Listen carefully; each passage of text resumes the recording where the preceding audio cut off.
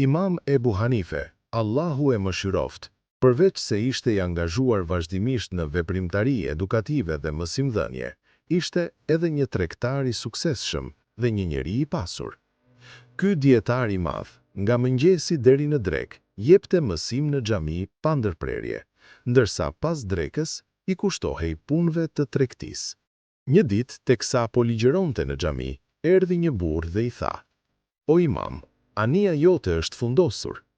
Imam Ebu Hanifja heshti për disa qaste, pastaj tha qetësisht: "Elhamdulillah."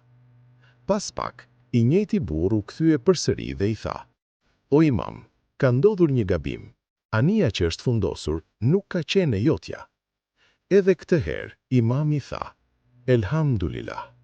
Burri u çudit dhe e pyeti: "O imam, kur të thash se ania jote ishte fundosur, ti falenderove Allahun, edhe kur të thash se nuk ishte ania jote, përsëri falenderove Allahun.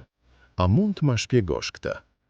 Imam Ebu Hanifja ju përgjigj: "Kur më solle lajmin se ania ishte fundosur, unë e kontrollova zemrën time dhe pash se në të nuk kishte asnjë shenjë pikëllimi për pasurinë e kësaj bote. Për këtë arsye, e falenderova Allahun.